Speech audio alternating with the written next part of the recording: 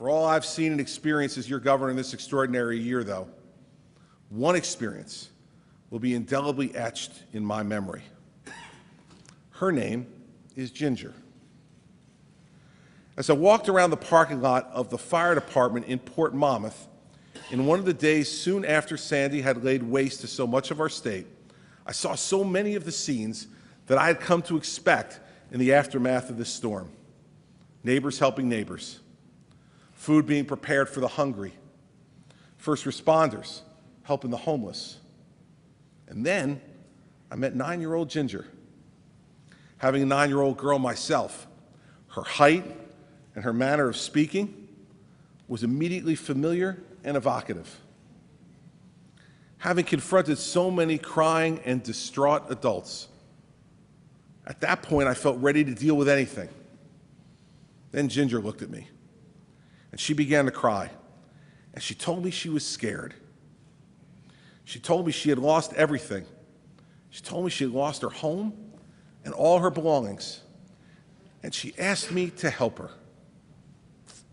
Well, as my eyes filled with tears, I took a deep breath. I thought, what would I say to Bridget if she said the same thing to me? If she had the same look in her eyes, if she had the same tears running down her face?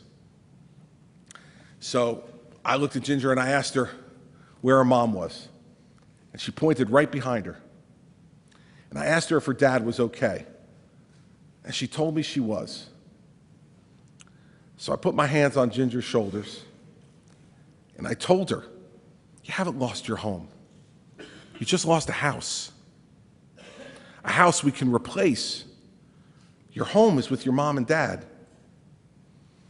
Then I hugged her and I told her not to cry anymore, that the adults are in charge now. There was nothing to be afraid of anymore. Now, Ginger's here today. We've kept in touch. She has her own cell phone. And she gave me the number.